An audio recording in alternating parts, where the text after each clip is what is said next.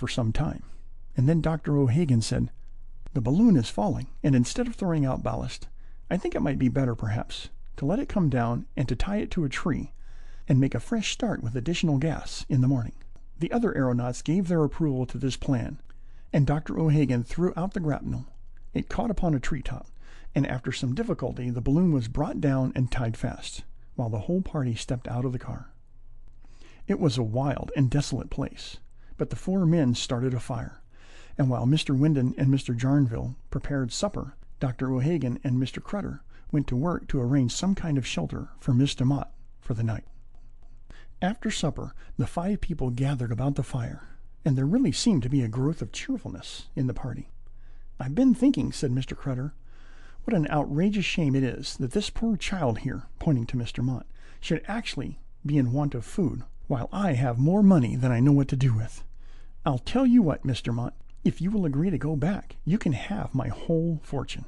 I've left it to an asylum, but I'll write a new will now and tell you where you can find the other one, so as to tear it up." "I don't want to go back," said Mr. Mott.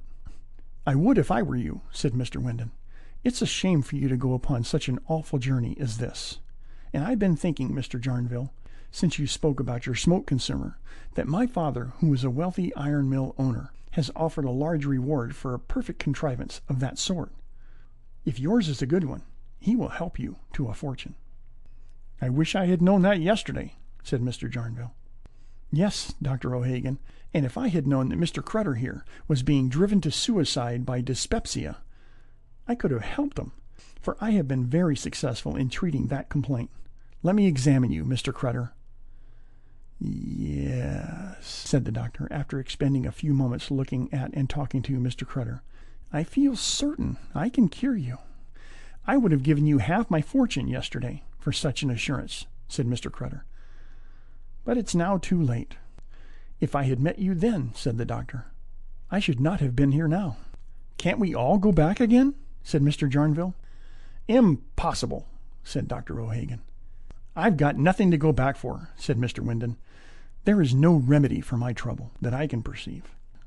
"There are other young ladies who would make good wives," said Mr. Crutter. "Oh, I know, but," said Mr. Wyndon, hesitating and looking furtively at Mr. Mott. Mr. Mott blushed. "Suppose we rest for the night and sleep on the matter," said Dr. O'Hagan. "There's no use being in a hurry." Mr. Mott retired to sleep beneath a shelter of boughs, where were strewn some pines and hemlock branches. Dr. O'Hagan covered her carefully with the blankets, and then the 4 men stretched themselves by the fire and fell asleep. The conversation between the travelers must inevitably have had a good effect. The surest remedy for a morbid propensity to brood over one's own troubles is to have our sympathy excited for the troubles of other people. After breakfast in the morning, Mr. Crutter said, "I have solemnly considered all that was said last night, and I have a proposition to make. Dr. O'Hagan, if you will return with Mr. Mott and Mr. Jarnville, you 3 may divide my fortune between you, and Mr. Wyndon can give a letter to his father, to Mr. Jarnville, about the smoke consumer, and dear Mr. Wyndon and I will continue this journey together. How will that do?"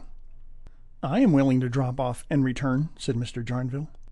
"I will go only on condition you will go also," said Dr. O'Hagan. "I will make you a well man, if you agree." "But," said Mr. Crutter, "it would be a shame to leave Wyndon here alone with this balloon.